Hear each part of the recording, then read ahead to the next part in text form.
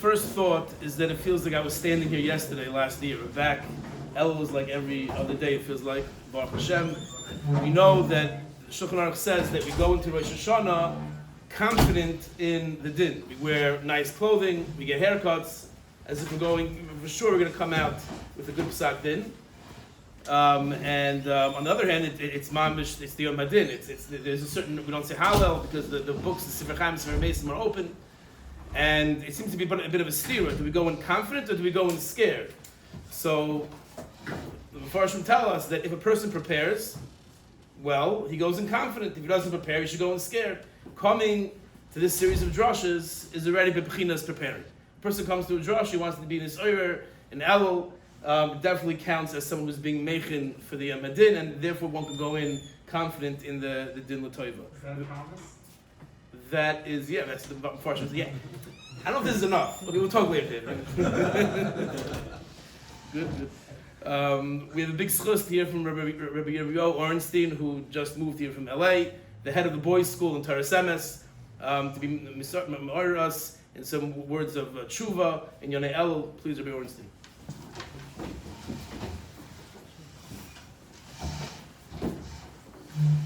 It's good to be here. Thank you very much.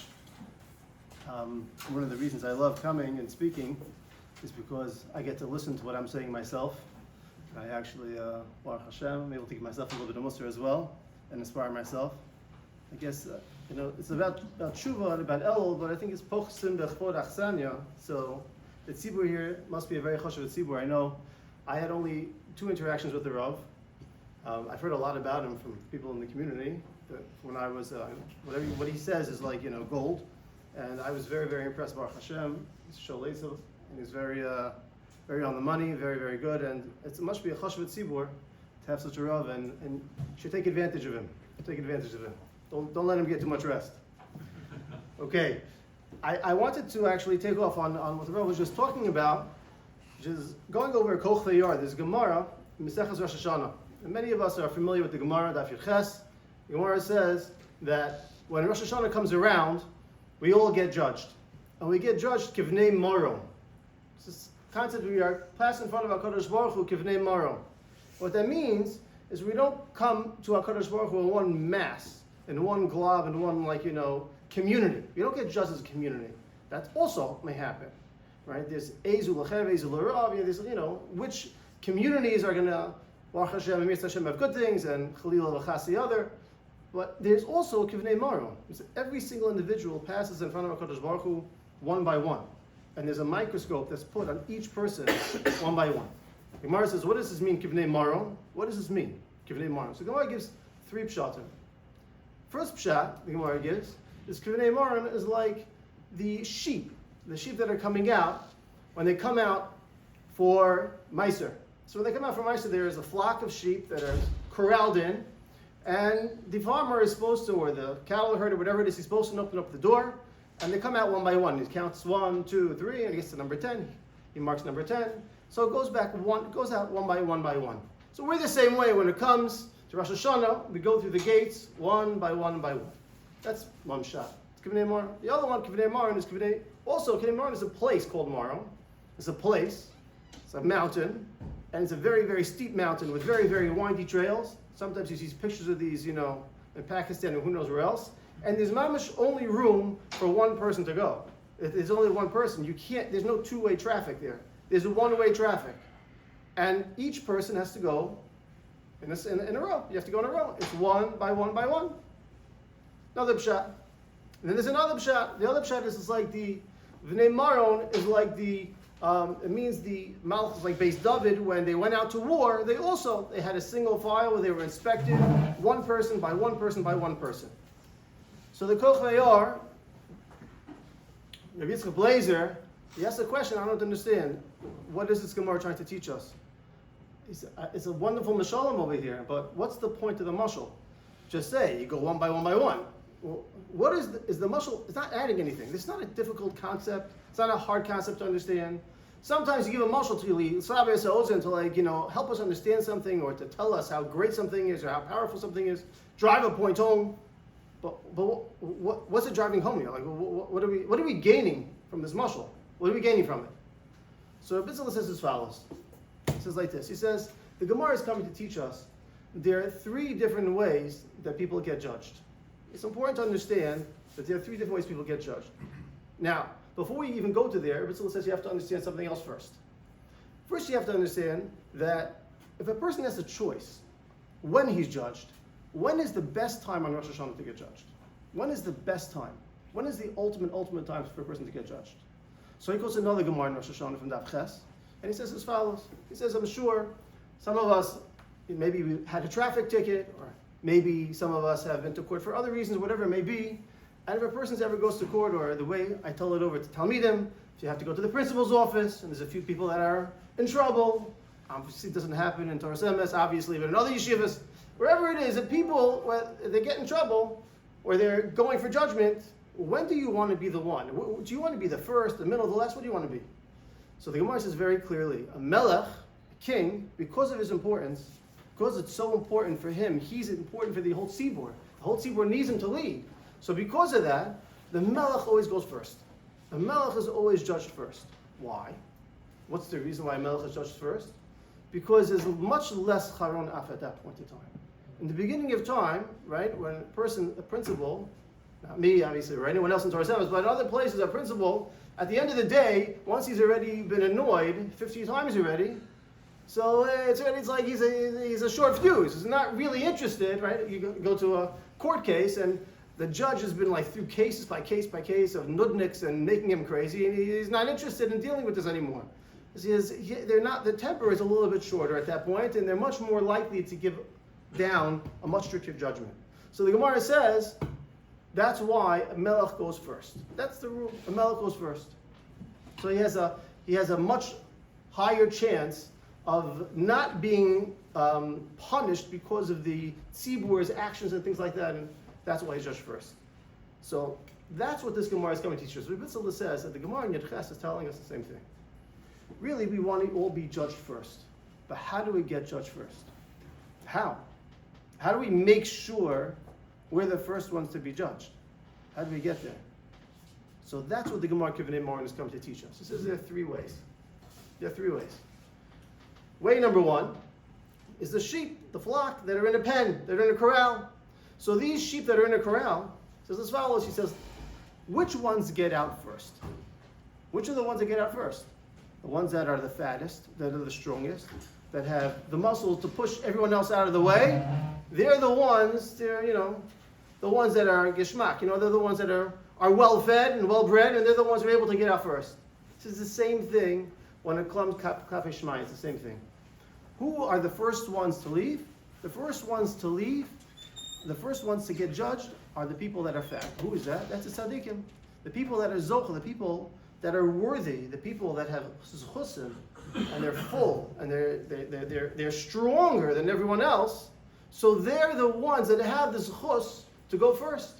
And they come first, and they're zochel bedin, and they're already tzaddikim, so it works all in tandem, it's all perfect, it works out really well for them. They go first. Then you have a second group of people. The next Kivanei Morin. Kivanei Morin are like the people that are on this little windy, small, one-way path up the mountain. So, what is that the mashal? What's that a mashal for? That's a mashal for something else. That's an idea as follows. It's a fascinating thing. It's like almost like human dynamics. It's something that we all understand, this idea of where there's a mass of people, and there's a mass of people, who goes first? Who goes first when there's a mass of people for something? So, generally, most people will tell you, first come, first serve. Make a line, get online. We're so used to this in amusement parks, at the DMV, and all these other places that we are, is first come, first serve. There's a basic yashros, it's a basic understanding. Whoever comes first, they're the ones that are going to get on the line first. That's the ones. That's who's getting on the line first. It's the same idea when it comes to Kivanei Morin. The same idea when you're going up the street, this windy path. Who's going first? The people that got to the path first. And there's a line. They queue up, and everyone sees. And okay, you're here first, so you're going to. Otherwise, man, that's the way it is. It's the same exact thing when it comes to Rosh Hashanah. The first come, first serve. Now, okay, how do you get online? So how many? Where do I get the ticket? Right? You ever go to the DMV and realize you're on the wrong line? Right? Ever happen? Like you took the wrong ticket and you're like, how am I getting? Where's the line? Tell me where the line starts. Right? So that happens all the time, right? You get to the airport, whatever it is, and you find that you're on the wrong line. How do you get on the right line? Where's the ticket? Who's the guy giving out the tickets? So Bissell says it's very simple. You get online in Elul. That's when you get online. When you prepare for Rosh Hashanah, when you're preparing for the Yom Adin, that is getting online for judgment. When you're getting ready during this time, during the Yemei Elul, that's getting online. We're already a week in. So we're already a week late to the DMV over here. We got to get moving, because if we want to get online, we have to really start making sure that we're doing what we're supposed to be doing. And when a person takes Elul seriously, he doesn't just walk into Rosh Hashanah unprepared and says, oh, you have to talk about that. I have the apple, I have the honey, I'm good to go. That's not really preparing for Rosh Hashanah. That's not exactly, I guess it is to some degree, but it's not exactly what we're meaning. That's not what we're talking about over here. And buying an apple tonight is not going to work either, by the way. It's not really preparing for Rosh Hashanah.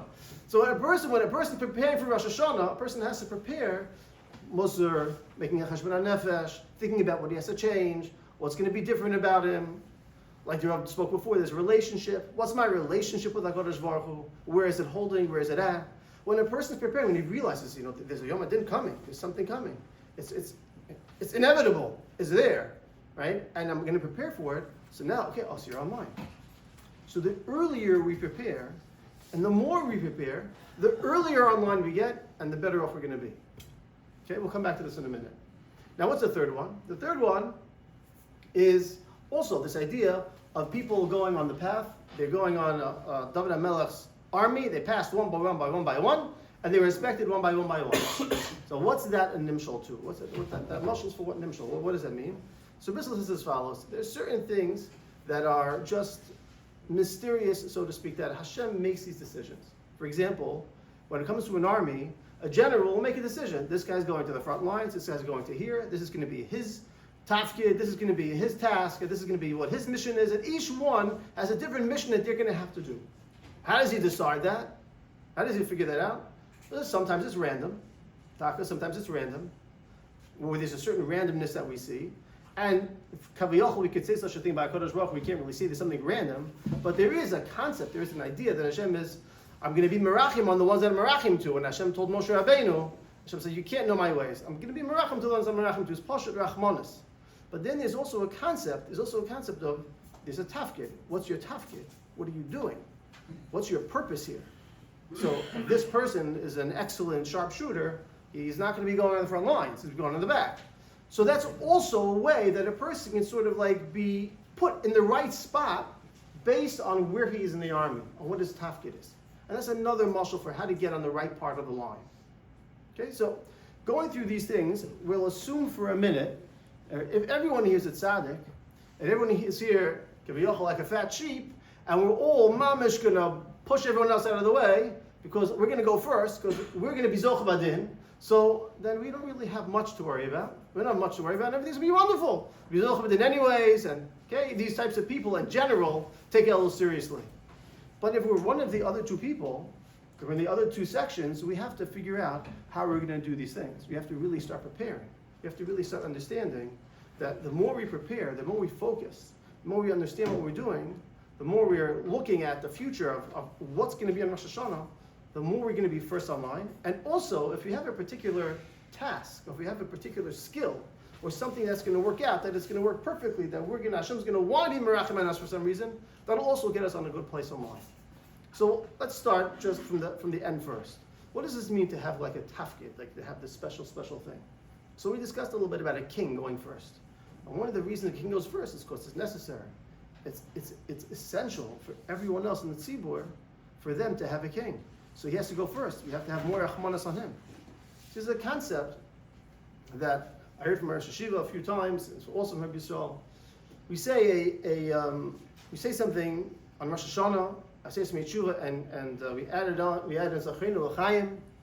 Hashem should remember us for life. Melach B'chaim, the king who desires life. V'chasveinu b'sefer HaChaim, you should write us in the book of life. L'man Chelukim Chaim, for your sake. So the Pashup Pshat of L'man Chelukim Chaim, the Pashup Pshat of L'man Chelukim Chaim, the Pashup Pshat of that is, we don't deserve anything. So just for you, Pashup Rachmanas. Just Pashup Rachmanas, whatever, just have Rachmanas on me. Not because I deserve it. I'm not asking because I deserve, just Pashup Rachmanas. And that's the third category that we're discussing. there's another part of the third category also. Misal says, L'mancha can also mean for your sake. Meaning, what does that mean? I want life for you. L'mancha elokim chayim. I want to live. The reason I want to be zoche in din, the reason I want to have a good life, is because I am going to be working for you. And the mashal they give is a very simple mashal. Very, very simple mashal they give. Simple mashal. There's a person that was once traveling, and he's a very, very wealthy man, and he's online, he gets into first class, and he's goes right to the first class, he's the first one to board, or whatever it is, and as he's boarding, he sees the nebuch of the shtibel, he's like sitting, 2 rows right opposite him, and first class, and he's like, how did this guy get here? He's like, I don't know, maybe he had miles, who knows, who knows what it is. It's fine. So, the games that they play. So, he gets off the plane, as he gets off the plane, there's someone waiting for him, with the chauffeur, with the signs, right? And Mr. So-and-so, and he sees right next to him, there's another guy with the nebuch of the shtibel. He's also got this sign there. Okay. Something's really getting to him, like he's a little concerned, like what's going on over here. Now, what happens after this is this wealthy fella ends up in this 4-star hotel. And he ends up in this 4-star hotel, and his mamish, is checking in, and they're checking in express. And mamish right behind him, this guy with his, schleppy suitcase, it's all tattered. He's walking in, and his mamish is following him right into the, is this like a practical joke, he thinks. It's like, what's going on over here? So he asks this fella, he says, I'm sorry, obviously he's not going to pull the nebuch of the shtibel, but in the back of his mind, this is what he's willing to tell him. He says, Yaakov, tell me please, what happened? You won the lottery? And if you won the lottery, what's with your suitcase? What's going on over here? So he said, it's very, very simple. I just got a new job. Really? It's a good paying job? So, no, it's not such a great paying job, but it's for a very, very expensive company. It's a very expensive company. So therefore, when I fly, they fly me. It's an expensive chashva company, so they fly me first class. And when they put me up in a 4-star hotel. I'm on the company's dime. I'm not paying for this. It's not coming from my money. Yeah, you're a wealthy guy. You have to pay for it. You can afford it. You pay for it. I don't have to pay for this. I'm on the company's dime here. I'm getting. This comes along with my job. That's the man chelukim chayim. The man chelukim chayim means I'm doing it. I want life, not for myself. I want to pasha for you, HaKadosh Baruch Hu. I want to serve you. And what this really means is one of the ways to be zochav adin, one of the ways to make sure you get on the front of the line, is to be like a melech. That's one of the ways to do it. If a person is more involved in the community, if a person is more involved in other things, if he's not living his own life with his own dalaramas, but if he's looking around and seeing who can he help, who can he assist, who needs a phone call, what in the shul needs to be done, what in the yeshiva needs to be done, what's going on in the community. When a person is a community person, he's like a melech. He has a tafkid. He has a role. He has something that's very, very important. And that's the man chelukim chayim. And that's the way to get to the front of the line too. Because now, not going with my zuchusim. It's not my zuchusim that's getting me there. It's not me. It says, I'm not worthy for myself, but I'm needed. I'm pasha needed like a king. Like a king is needed. Like a chashva person is needed. So I'm needed. So I'm going to go to the front of the line. So that's the 2 things that we should really take away from this, from this idea, this blazer, is that this concept that we have to understand that there are really 2 ways for us, the simple people at least, speaking about myself at least, that we can be zoche and din. One is to make sure we get on the line first. And the way to do that is by working now. But when we prepare now for Rosh Hashanah, we're getting online. That's when we're taking a ticket now. We're taking a ticket.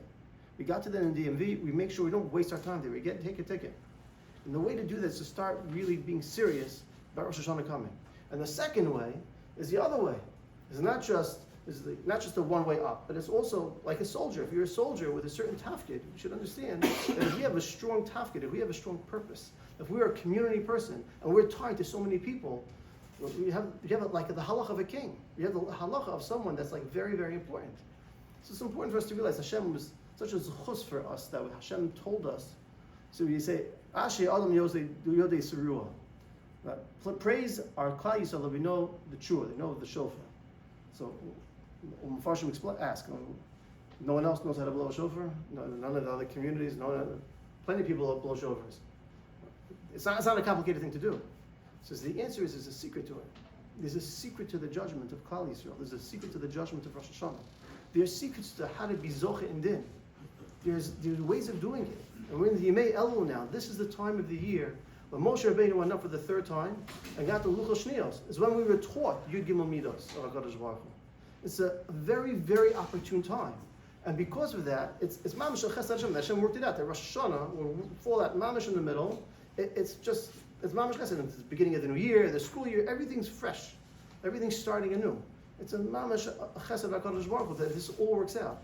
So we really have the opportunity to really get online and make sure that we're connected and we're important and we're going to be in the first of the line. Mitzvah Hashem. We should all focus on these things. We should all have a Chasim Adov, a good event.